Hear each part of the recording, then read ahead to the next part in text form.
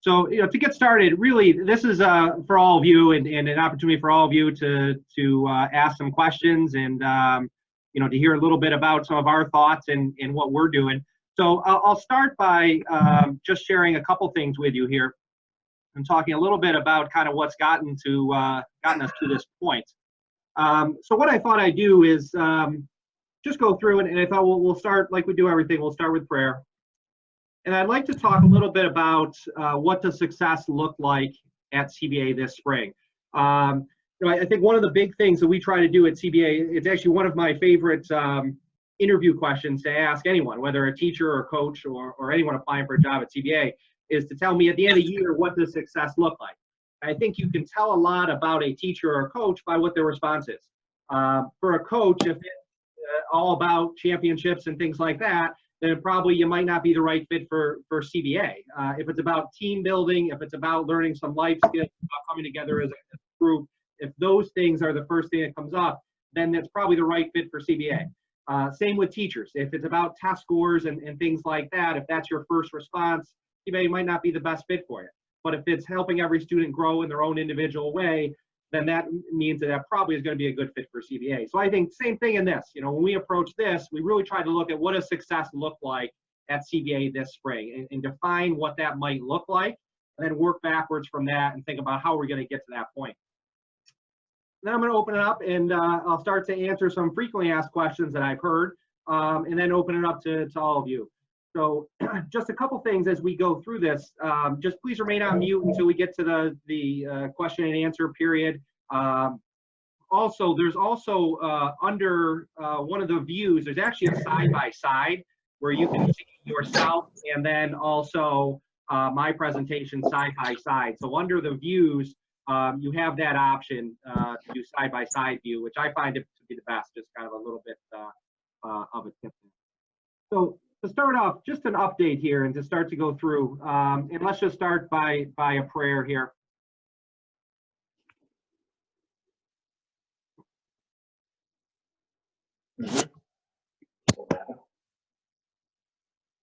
So first, let us remember that we are in the holy presence of God.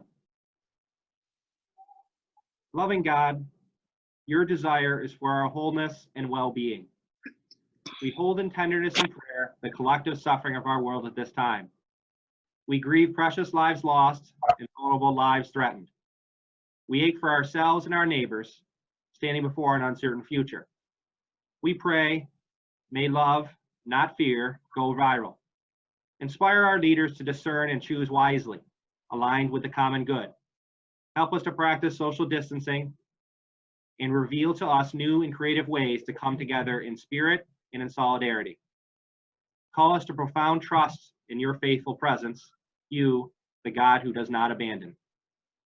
St. John Baptist de La Salle, live Jesus in our hearts. So what does success at CBA look like this spring? I think just taking a step back, I think the first piece was informed decision-making to ensure the health and well-being of our community. That was something when we were going through this process and entering this process, that was something that was very, very important to us. Early on, as you may have read, early on, we formed a committee. So we formed an ad hoc task force to take a look at this. On that task force was all types of members of our community, from parents to our internal faculty and staff to our school nurse, to some of our trustees that have expertise in this particular way. We're grateful for Kimberly Boynton, who's the CEO of Krause Hospital, was part of that ad hoc committee. We had representatives from Lemoyne College. Bill Brower, former parent that works at Lemoyne College, was on our committee to help us kind of navigate. The colleges took this on very early on. So the colleges really approached this prior to high schools had to, just based upon their spring break. So we tried to form this ad hoc committee fairly early on to get some expertise on that. And then it was, in our mind, it was really kind of staying nimble through this and trying to make sure that we were continuing to look at the data, because this was just an ever-changing situation. So it was a situation where we were really reaching out to doctors in our own CBA community and outside of our community to ask for their wisdom, their guidance. And then it was really an hour-by-hour decision-making process in terms of looking at the most recent data, the direction of this, and how can we make sure that our kids and our entire community remains safe. And that was the number one priority, and something that's looking back on this continues to be a priority as we continue to make some decisions going forward. I think the other thing that has been important through this whole thing is we really tried to make sure that we had clear, concise, and timely communication with all our constituent groups. I think during a time of crisis, people want clarity. They don't want unknown. So they want to know where exactly people or groups or schools stand. So we tried to be clear about exactly the steps we were taking and exactly what our procedure was.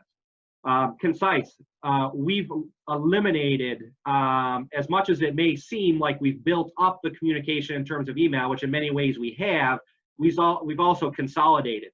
We've actually ensured that you're not being bombarded with 5, 10, 15 messages a day on all different types of topics. We've actually consolidated where actually everything runs through one particular process to make sure that we're consolidating as much as possible, while also maintaining that important communication piece. So it's that balancing act between communicating with our students and parents, but not overwhelming you and our students with emails throughout the day. And then timely communication. You know, we've tried to give feedback and direction of where we're going in a timely manner. I think it's important. I think that in this uncertainty, unfortunately, everyone is watching news, is following Syracuse.com, is communicating with each other. We want to make sure that we're getting out in front of that and communicating where we are as a school. So that's been important to us as well. And with the online learning program, I think that there's a few things that we're trying to provide. First of all, equitable access is extremely important. You know, we were fortunate that we worked all weekend leading up to that implementation of the online learning program. Our technology department, Frank DiAugustino and Mark Legler, did a fantastic job. So they labeled all of our Chromebooks. We were able to sign out our Chromebooks, give out over 100 Chromebooks. We gave out all of our Wi-Fi hotspots to families that did not have internet access. We actually had a back order. So we actually had a back order of Wi-Fi hotspots that we had to wait for more to be delivered. And then those were actually hand delivered to families' homes. So I think right now we're somewhere between 8 and 10 Wi-Fi hotspots that have been delivered to people's homes.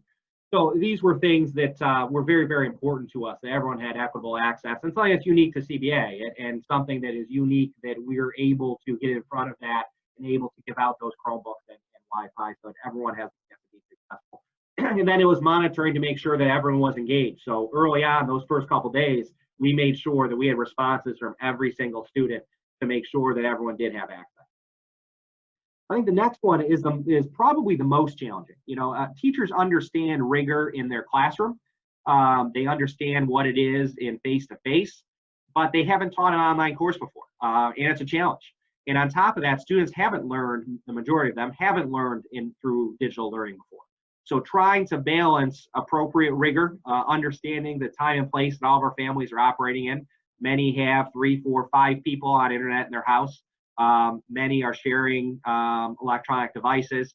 Many are babysitting younger siblings, all types of unique situations. And we want to make sure that those things come first. Those are absolutely the priorities, and those things do come first. While also balancing that we want to continue on with our curriculum. So we need to find that appropriate rigor. And I use the term infused with grace. I think that's really the best way to describe what we're trying to do. So we're trying to do it in a way that's flexible, that's accommodating, that really at the forefront of that is communication. So we need communication from students, we need it from our faculty, we need it from parents. In this type of environment, without communication, it's very difficult to balance rigor and grace. So that was really something that was a priority to us, and still trying to work out. Just about every day I get an email in every different direction of some saying that it's the perfect amount of work, some saying it's not enough work, some saying it's too much work. It's very difficult to balance those things. And I think the way we navigate that is just to continue to communicate. I always respond to parents if there's a situation where students aren't getting their work done or it's taking too much time, please communicate with that teacher first, and then communicate with us as an administrative team. We don't want this time to be a stressful time for families. And if you communicate that with us, we'll do everything we can to support you. So that balance between appropriate rigor, and I think the best way to put it is infused with grace. And then demonstrated continuity of education. So I think that's important to us as well. And I use the word demonstrated because we want students demonstrating that through online learning. So it's not about the teacher, it's not about what the teacher is teaching, it's about what the student is learning. So how are they demonstrating learning in this new environment? So that's extremely important to us as well. And then the last one is, what does it mean to be LaSallian in the digital world? So a few things that I think you've seen already. So one of the things you've seen already is we integrated daily prayer. We have some things coming up with our athletic department as well. So our athletic department has a webinar coming up with a college coach that's going to talk a little bit about what athletes can be doing during this time. We also have a little video coming out from our girls lacrosse team that they shot together as well. It's is a nice little collaborative effort of piecing together little pieces of film from all of them. So I think we ask ourselves the question of what does it mean to be LaSallian in the digital world? I think we have a clear understanding of what it means in the face-to-face world, but what does it mean in the digital world? And we're really pushing each of our faculty and staff members to think about that and to think about what that means in each of their particular areas. So these 4 areas probably highlight the 4 most important areas for us in terms of looking back. How do we define success? And when we get to the springtime and look back at this time of online learning, these are the 4 things that we're really going to concentrate on and ask ourselves how we did in these particular areas. Just some frequently asked questions. These are things that have come up on a relatively frequent basis that just to give you a little bit update on. The first is the obvious one. When do I estimate that CBA will reopen? So this is obviously the most complicated question of all of these. I think that we're at the merger of many different rules, policies, expectations, decisions. And I think when you look at our position, we've got the President of the United States that's expanded social distancing policies until May 1st. We have not closed school until May 1st, but I think it's inevitable that we will be closed up until May 1st. I suspect that the governor will announce that soon. And I suspect that once the governor does, then school districts will communicate with each other and announce as well. So right now, I think in my mind, without giving any formal announcement of that, I suspect that May 1st is probably the most likely next date that we will reassess where things are. I would find it hard to believe that the governor of New York State would overrule what's been put out by the CDC and the president and bring schools back prior to May 1st. So that's a little bit where I see us right now, but this is an ever-changing situation. And once again, I think we put out there as May 1st is the date that as we near it, we'll reassess and evaluate where things are at. And once again, the students' health is the number one concern. And I think we've also shown that if we do need to keep extending as difficult as it is, we're going to keep on pushing forward with our continuity of education and make the best of whatever situation we're presented with. The next question is, how do we make the decision regarding spring break? So with spring break, it was important to us, number one, as a Catholic school, to keep that time sacred. I even think the obligation is even more important given the closing of churches. It's important that as a faith community that we remain dedicated to that particular time of the year. So I think that's very important. I think the next piece, as I mentioned in my email, faculty have worked extremely, extremely hard to get us to this point. I think faculty need that time to get ahead, to plan their courses, especially with the most likely extension to May 1st. Faculty do need that time. And also, I do hope parents take an opportunity to get their kids off of electronics.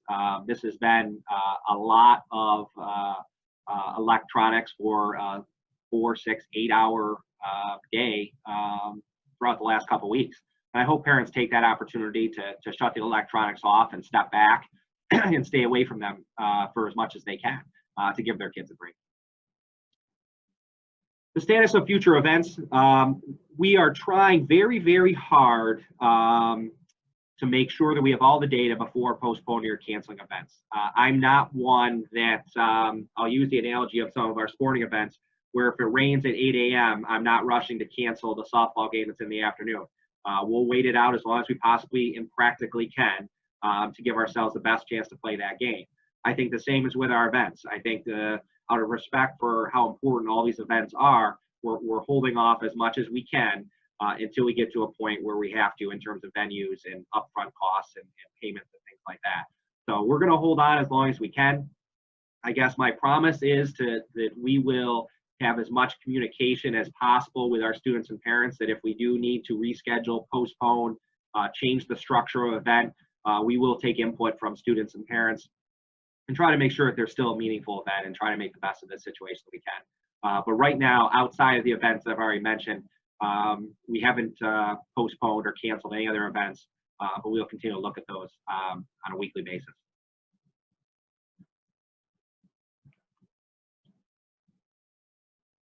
The next question I get quite frequently is, how do we ensure academic integrity? Academic integrity is one of the most challenging aspects of digital learning. And really, we just ask that parents help support us on this.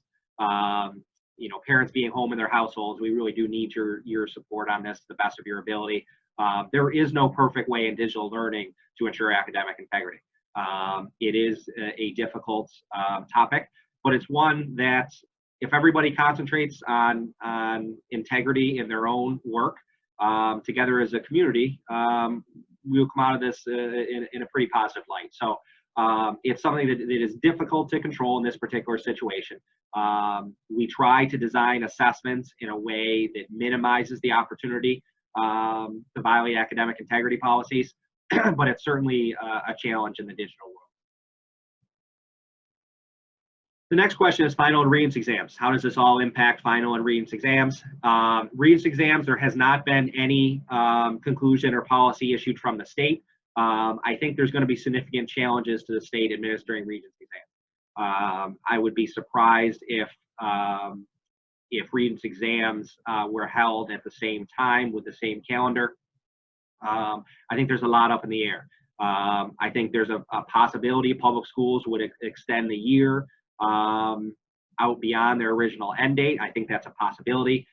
There's a lot of issues with that in terms of union contracts and things like that. So there's a lot to work through if that's going to be the direction. And really, if Regents exams have to be canceled in June, I would be surprised if they are offered then in August. So we're waiting to hear from New York State. There has not been any communication from New York State Department of Education on this topic yet. 8th grade assessments were canceled, as all of you know, so K through 8 assessments were canceled for this year. Regents exams, they have not had a statement yet. Our teachers are continuing preparing the kids for Regents exams, just like always. So we're still preparing the students for Regents exams, and we have not heard anything from the state at this point. And we're still talking about what this is going to mean for final exams.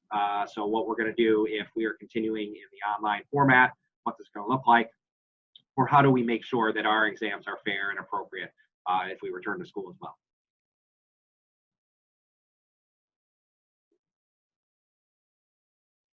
The next, how will CBA protect the health of our students when we reopen?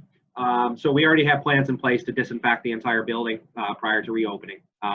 We also have some documents already in place that we had in place prior to closing in terms of how we would handle cases if they did arise, whether it's spring, whether it's next fall, whatever the time may be. We did start to assemble a document. You may have seen, I'll switch my screen over so that you can see here.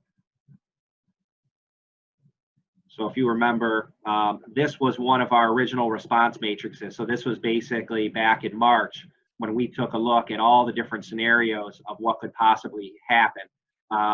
So we developed this fairly early on, all the different types of scenarios, if it's a CBA student, CBA employee, and what our response would be.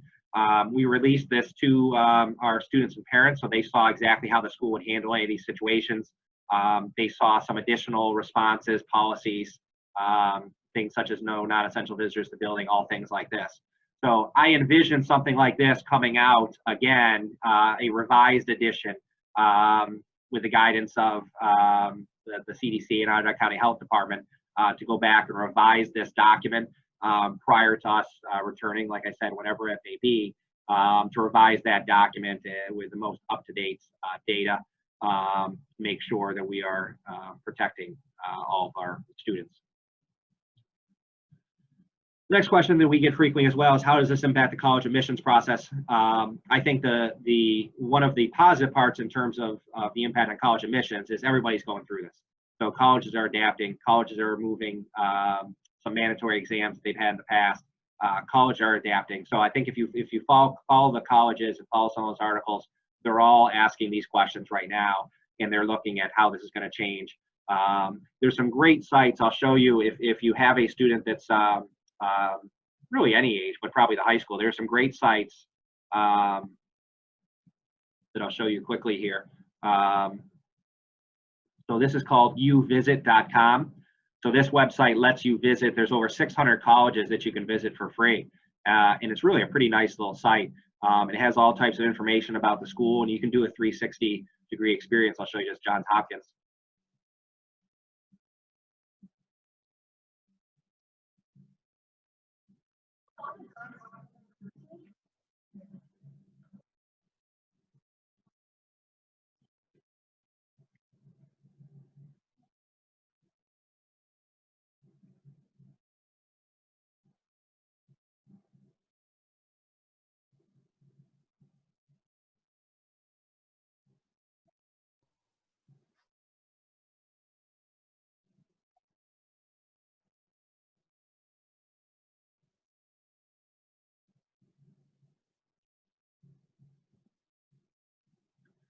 So that's just a little bit of idea of what colleges are doing. So really, this next week of spring break, one of my suggestions is to take a look at some of those sites. So if you have an underclassman, it's a great time to give them an assignment of take 10 college tours and see what they think of all those different things.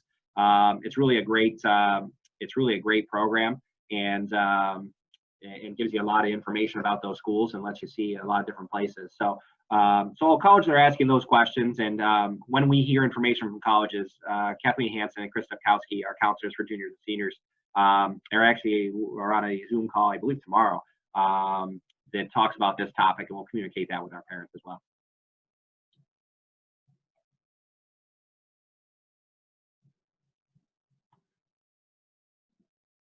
So at this point, I'll open it up to any questions that any of you may have. I'll ask that you submit them through the chat feature, and I'll be happy to answer them.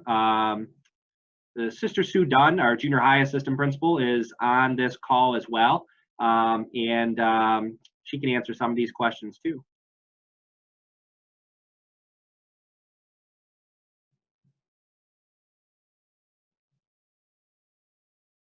Someone saying my screen didn't share on the colleges.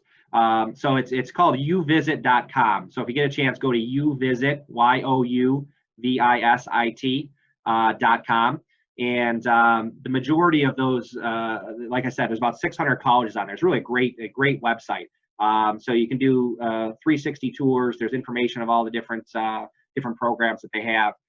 So youvisit.com, youvisit.com. A great site. Thanks, Jackie.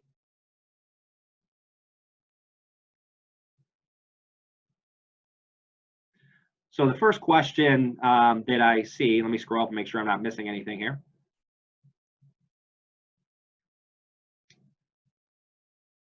So the first question I see is, how do I ensure our son is getting the work completed? So every parent should have a password to access My CBA, where you can see all the upcoming assignments, where you can see all the information that your child has coming up. So if you go onto My CBA and log in as a parent, you're going to see all their upcoming assignments. You're going to see all of their grades. You'll see communications from their teachers. And if you follow My CBA through your password, you'll be able to see all that information. If you need to get your password, you can email someone from our technology department. Anyone will be able to help you. Ed Hilliard is usually the contact for passwords for My CBA. So Ed Hilliard, his email address is ehilliard, HILLIARD, @cbasyracuse.org. And Ed will be able to help you to get your password so you can see all your child's work that's coming up. The next question was, is there a backup plan for graduation? So right now we're holding off on graduation right now. We don't have any firm plans in terms of what that backup plan would look like. I think a couple things that we're trying to do. I'm a giant thief when it comes to good ideas. So in a few things, I really try hard to watch what colleges are doing. So I think we're going to see pretty soon what colleges and how colleges are handling this situation, and trying to see what their plans are. So I think this is starting to come up. At the end of the day, before we make that decision, I have a Zoom call tomorrow with seniors. So I've offered seniors the opportunity to have a Zoom call with me tomorrow afternoon. And that's going to be one of the questions that I kind of pose to them, is how can we make the end of this year special? And it'll be the same thing that I pose to parents. And so there'll be a group of senior parents that I'll absolutely reach out to as well, and make sure that it continues to be a special event no matter what we have to do. I think right now the different options, some colleges are postponing, so some are postponing until the summer, some are postponing until the fall. So there are a variety of different ways colleges are doing it. We're going to keep kind of watching and seeing what colleges are doing, and make our decision as we start to see some of the different options and talk to our different constituents to see what's best going to help our families celebrate those times.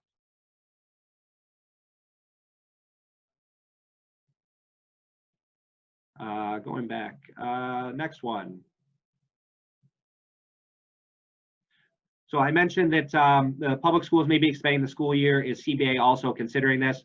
I'm not considering this, for a whole host of reasons. I think that we were able to transition very quickly to digital learning. I think the feedback that I've gotten from students and parents is that it's been a rigorous program. I think our teachers are still challenging our students. They're moving forward with the curriculum. They're pushing ahead. We transitioned very quickly to that, and it's a program we're very proud of. I think that we were in a great position to make that transition. My CBA really was a great platform. So it already had online assessments. So already our PE classes already take online assessments prior to this. So just about all of our students at some point had taken an online assessment already through PE class. Other teachers use it as well. Many teachers have posted information on my CBA, and most have been posting notes, PowerPoint presentations, announcements on my CBA for the last few years. So we were in a great position making this transition, and really I view it as just a transition to a different learning platform. I don't envision any need to extend the year beyond what our dates are right now. Next question. Sister Sue corrected me a little bit on the email address for Ed Hilliard. So it's actually edward.hilliard@cbasyracuse.org. That email address is in your chat. And you can email Ed if you need information to get into my CBA. The next one is regarding Honor Society. Absolutely. So we're having those conversations right now, how we recognize those students appropriately. So we will absolutely do something to recognize those students and those students that received honors and high honors. We're having those conversations right now. As you know, National Honor Society is a national organization. They have various resources out there now to help support schools and still recognizing those students. So we will absolutely do something to recognize those students. And whether that's this spring or whether that's next fall, is up in the air, or whether we split it and recognize seniors that achieved it this year, this spring, and juniors next fall. We're looking at all different options with Honor Society, but we are going to recognize them in some way, absolutely.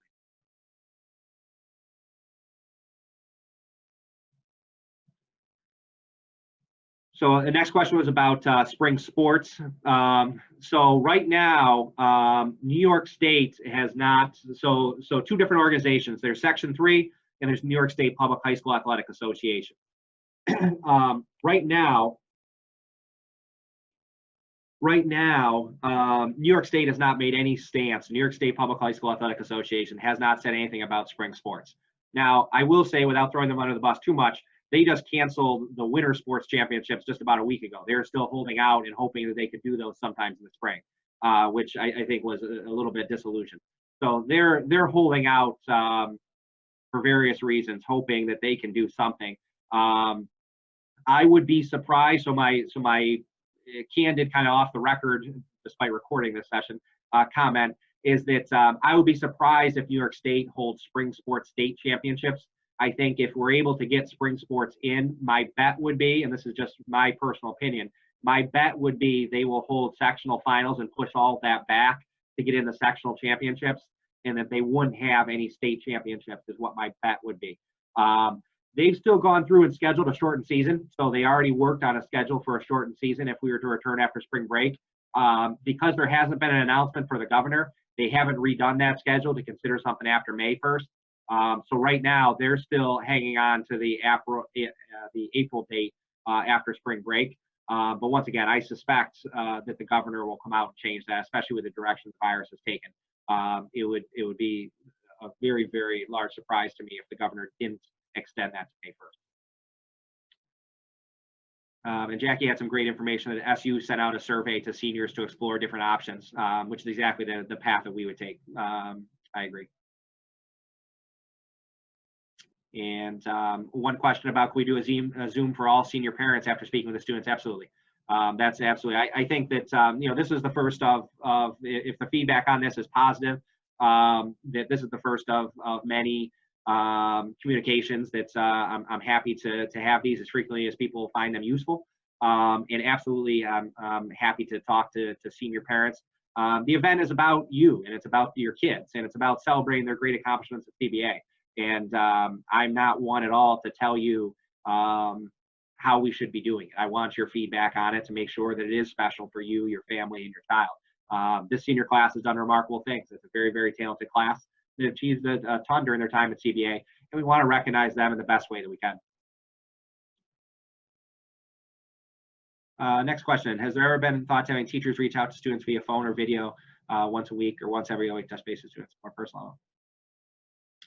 Yeah, so I think that's a great question. So it's, has there been talk about having video chat once a week or once every other week or some type of phone call? So we're trying to keep everything as personal as possible with our communications with students. We've tried to, we do various things. So we are making phone calls. So all of our administrators are making phone calls. All of our counselors are making phone calls. In terms of video conferencing, we're using it for our support staff right now. So for our students with IEP or 504 plans, there's been some students that have engaged in small group sessions with our support staff. They'll continue to offer some of those if your child hasn't been offered those yet.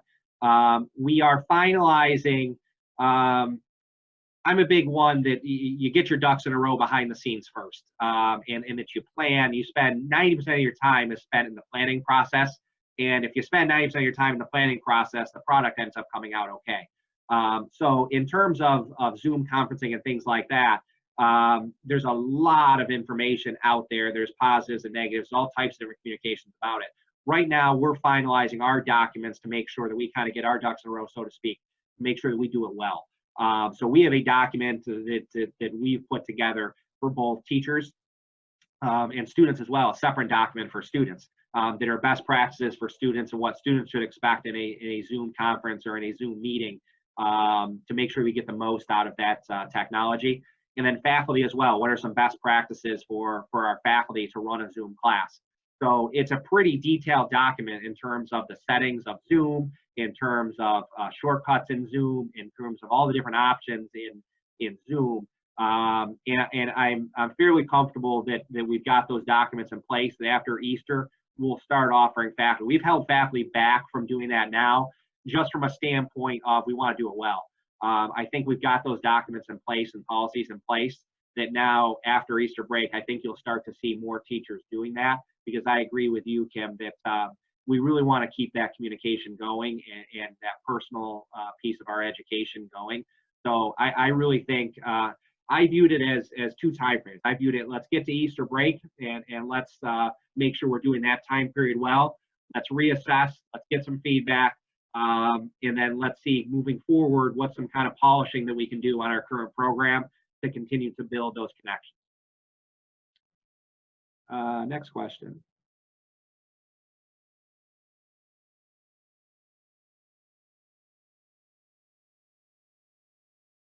Oh, thanks for the nice comments too. Thanks, everybody. Yep, another question about teachers and doing this with their students. Absolutely, and I'm the one to blame on that. That I've held them back on that. Once again, I'm a big one that let's do it well. And if you pay attention to Zoom in the media, there's privacy issues. There's all types of there's things called Zoom bombing where people can get into your meeting. If you notice for this meeting, if I did it correctly, I think I did. You had to enter your password. So we want to make sure that we're putting in all of those protocols. So we're very clear with our teachers. Simple things. You don't post Zoom meeting information in any public domain. So teachers aren't putting it out through Twitter or through anything outside of my CBA that would allow someone not part of CBA to get into that Zoom meeting, that you password protect. These are all the little things we want to make sure we have in place to protect your kids ultimately, right? So those are things that I think we're doing a better job of getting a handle on in terms of some best practices. Make sure that it is a productive tool. So after Easter, that will start to happen.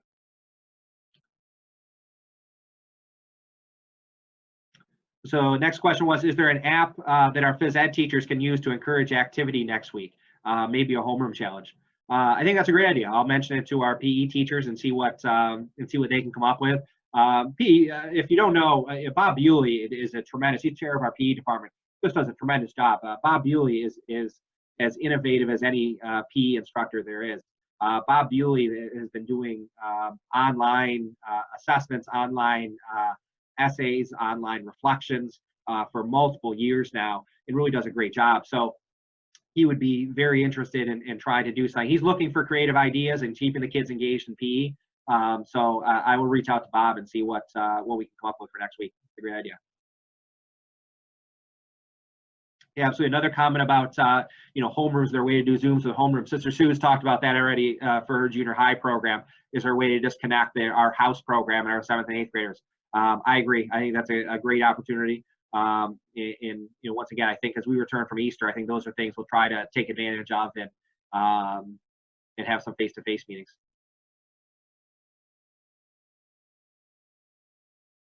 Yep. So other means of instruction. So absolutely, I think that.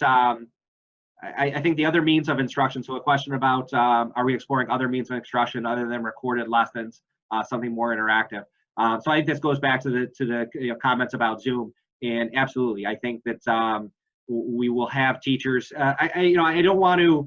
I never put our teachers in a box where I really want our teachers to be themselves, and I want teachers. I never want a student going from classroom to classroom and experiencing the exact same thing in every single classroom. I think the beauty of a school environment is when you travel from classroom to classroom, each of your teachers has their own personality, their own style. And I think what that does then is allows different kids to connect with different teachers.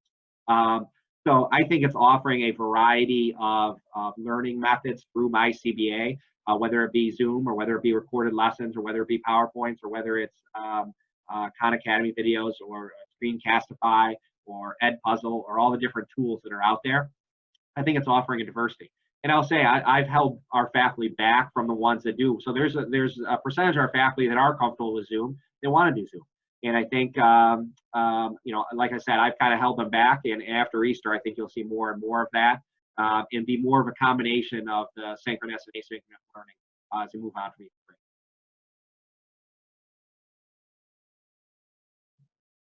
Yep, and a comment about Zoom for the 7th grade and 8th grade houses, which I think is great. So another comments about Zoom for the house program for the junior high students, which would be a great activity. Oh, thanks, a lot of nice comments too. I appreciate it. Great, that's nice too. One parent mentioned that some of the teachers have called their son when he emails that he has issues, which is terrific. And that's it as well. And I go back to the communication piece. Just communicate with us, and I promise that we'll be as supportive as possible. We don't want this time to be a stressful time for your families. So please communicate with us if you have technology issues, if your child's sick, if you're sick, if there's something else going on in your home. Communicate that with us, and we'll absolutely make those accommodations. We don't want it to be an added stress on you and your family.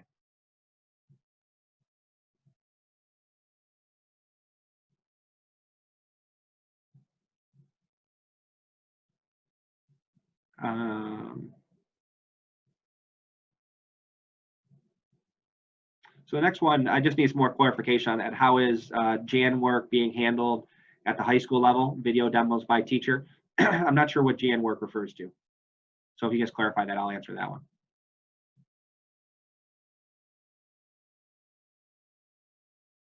I've been more feedback on Zoom for kids with homerooms, just to connect with their homerooms at least once a week. Great question about, lab work. Okay, going back to my other question there. How is lab work being handled at the high school level? Video demos by teacher. We actually just had this discussion in our department chairs meeting earlier today.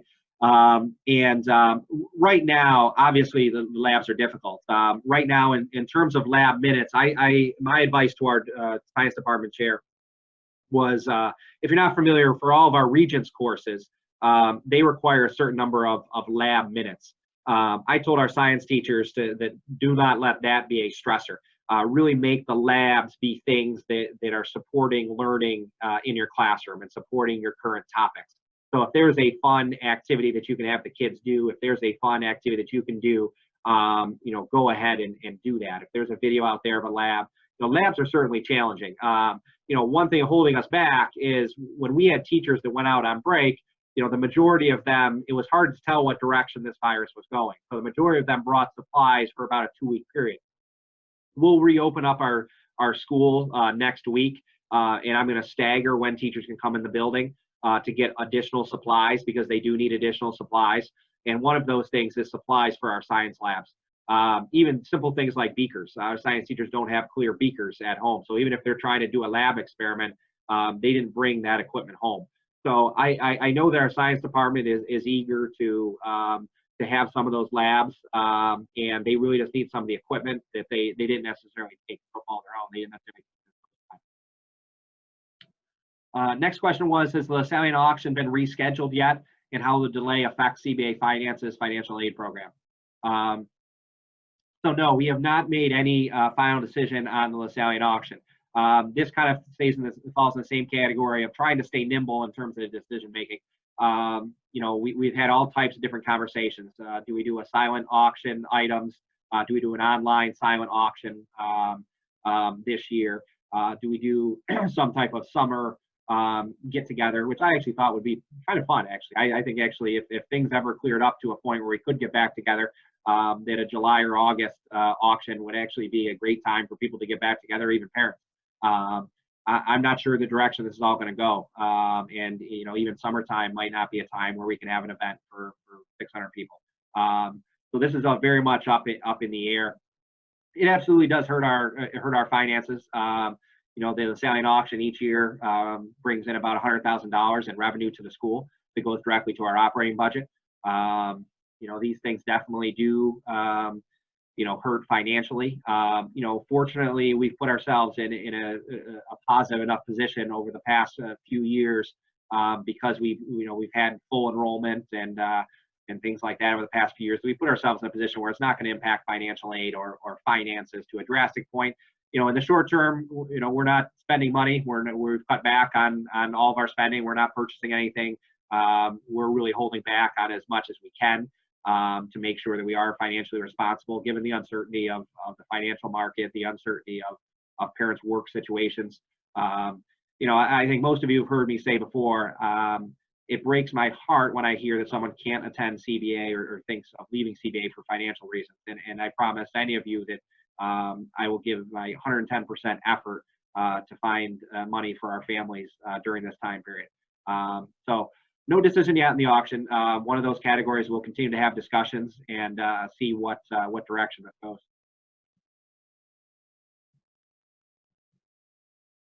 Oh, a great offer from Lisa to help with some virtual training at work. That's great. Question about SATs and ACTs. So right now, the summer SATs and ACTs are still being offered. But I think that's very much up in the air. If I had, I can tell you my guess. So there's been no statement from College Board about SAT or ACT. Colleges are taking it on an individual case-by-case basis in terms of how they're going to handle SAT or ACT. There's been no broad statement from colleges, so it's a case-by-case basis. if I had to give my opinion of it, there's going to be some flexibility from colleges on this. And I don't know, Jackie works at Syracuse. Someone else on the line might as well.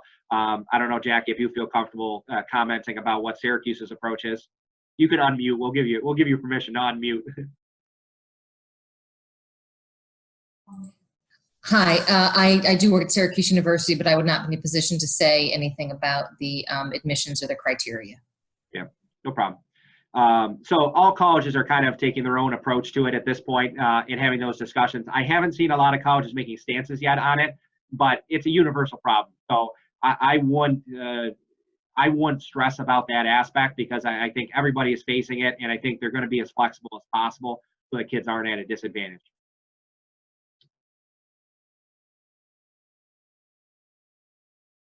So one question was, will we see any change in the amount or level of work after spring break as opposed to the current levels we are seeing? I want to get some more feedback on this topic. So the first feedback that I've gotten off the top of my head, I think we're at about 83%, I think, said that it was an appropriate amount of work. So I want to get some more feedback from students and parents, and I'll have a survey that'll go out again to get some of that feedback. And once we see that feedback, then we'll make some decisions and some guidance with our faculty. The majority of the feedback from that first survey was that it was an appropriate amount of work. And then I've also heard from both ends of the spectrum. So I've heard from people that have said their child's been done early and are seeking some additional work. I've heard from parents that said their children are having a hard time getting all the work done. I think that if you're in either one of those categories, feel free to communicate with that individual teacher, or feel free to communicate with us as administrative team, and we'll do the best we can to support you. And our teachers need that feedback. I think sometimes as teachers, they're not used to creating digital lessons. So we've really had the conversations with our faculty that seek out that information, because it is difficult to tell. Sometimes something, just like in a classroom setting, something that you may think takes 10 minutes will take an hour. Something that you think will take an hour may take 15 minutes. So we're continuing to gather feedback on that. So please give us that feedback if you think it's right, if it's too much, too little, and where we are. Some nice comments as well. Nice comments. A nice comment to Sister Sue that she made a phone call and spent 30 minutes talking to a student. So nice job, sister. That was a private comment to me. So nice job, sister. One suggestion of the summer carnival in the lower field with auction in the gym. I like it. I like it. I guess it's Rosie Marshall's mother's birthday today. Happy birthday. This is a private message to me in terms of deposits for next year. Absolutely, that's a flexible date. So please, once again, do not let a financial situation impact you returning to CBA next year, or having a 7th grader come to CBA next year. All that information is confidential. Feel free to reach out to myself or Holly Dowd. If you just let us know that that you're planning to either return or have your 7th grader attend next year, but just are having a financial difficult time, please just let us know, and we'll make every accommodation possible. So we never want finances to be the issue if you're not attending CBA. Next question: to provide the senior students with some traditional celebrations, Founders Day, would you consider holding events over the summer if able to? Absolutely. Like I said, I want this to be special for senior students and parents. I think the summer would be a great time. I hope that the summer, this thing clears up by the summer, and if we're not able to do them in the springtime, I would love to have a summer event. I think it'd be a terrific idea. Nice comments, thank you. So senior ball, it kind of falls in that same category. So we're still looking at all of those different things. Right now, senior ball, we have not canceled senior ball. We have not done anything with senior ball at this time. I think we'll still look at the data. I think the date, once again, my honest opinion is it looks unlikely. We will try to do our best to have it at some point. We will try to do our best to have some type of program for our seniors for all those different events, from Founders Day to senior ball and things like that. I think that they're all meaningful events to seniors. I don't want to see them miss out on those. So whether it's a postponement of it and doing it later in the summer, as some of you suggested, whether it's a different structure to it, you have my commitment that we're going to do our best. Great question as well. Is there a list of family-owned businesses that CBA families can support during this time? I think that's a great question, and I'll look into something like that as well. You know, I think that you know, I've tried to I tried to go to one restaurant that's one of our family's owns, and I walked in, they gave me money off my meal. I said, it's not why I'm driving halfway across the city to get money off my meal. But I think all of us, if you know people that own a business like that, I think it's great to support those businesses, because ultimately it helps your fellow parents keep their child at CBA. And you're doing a great thing to our community to help support those CBA-owned businesses. So I'll see what I can do to come up with some lists of that, of how we can support each other through this as well.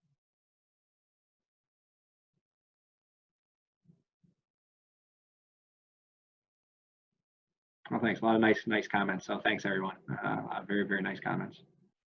So anything else I can answer from anyone? And I'll put it out to any I know there's a couple faculty members on the line and sisters on the line. Sister, anything to add for your junior high people? I miss them terribly. But it definitely, you know, as soon as we get our policy in place, just really want the house teachers so want to get their houses together. So we know that social piece is so important for those sevens. And, you know, same thing, want to make sure the eighth graders have some type of celebratory move from junior high to high school. So those are all on our radar of events that we really would like to continue to do. And please, again, reach out to me if again, work is too much, child is stressing, please. That's what we're here for, and love the emails and the phone calls. So anything we can do to help, the team is really willing to help you.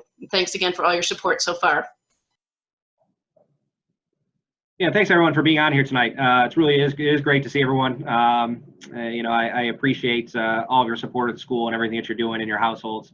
And I appreciate all that you're having to go through in your own household. So thanks for joining us here tonight. And like I said, I'll try to keep doing this.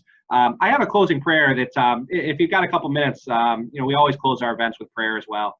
And if you have a couple minutes still to stick with us on prayer.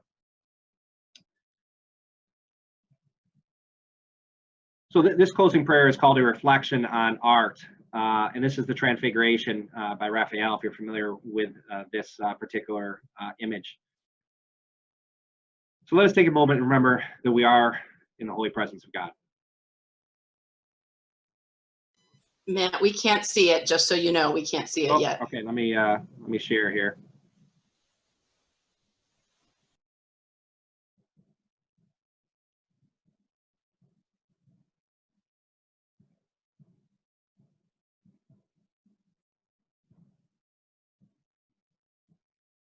How are we doing now? Am I sharing? No, can't see it. At least I can't. I know, shaking of heads, yes or no. So lots of no shaking. How are we doing now? Yep, you're good. Thank you.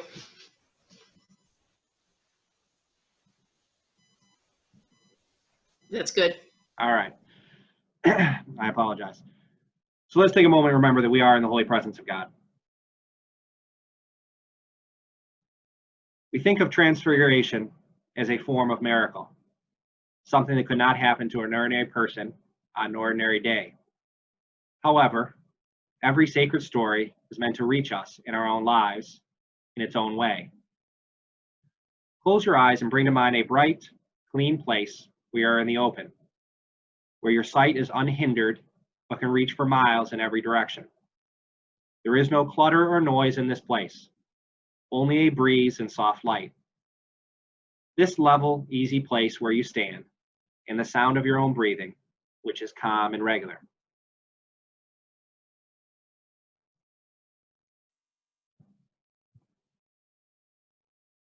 A figure approaches from the distance.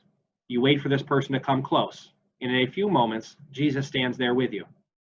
Two other people are with Jesus. Both are people you know and love. Both are people who have always offered you wisdom and support. They may be alive or dead, but they are here now with you and Jesus. You ask why the three of them have come. They wait a long moment before answering. And in that moment, each of them, including Jesus, gazes at you with much love and intensity. You can tell that they want you to pay attention. Finally, Jesus says, "We want to help you see your life more clearly." One of the others says, "For where we are, we see you very well, your joys and hurts, your gifts and fears." The other says, "But above all, what we see is you bathed in the light of God's enduring love." Then you say, "I am here to listen to whatever you have to say to me." And you listen. They tell you something you need to know. It's something about you, a choice that's in front of you, or a problem that worries you, or a dream you have been afraid to embrace. You do not speak, but listen and open your heart to hear what they have to say. Perhaps they say several things to you, but the one sentence or image that makes the biggest impression on you is this: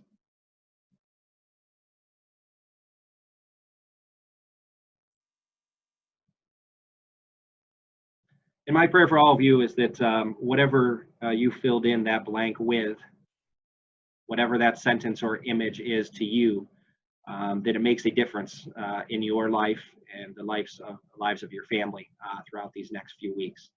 May you continue to feel God's blessings in your life and feel connected to our community here and supported by all of us here.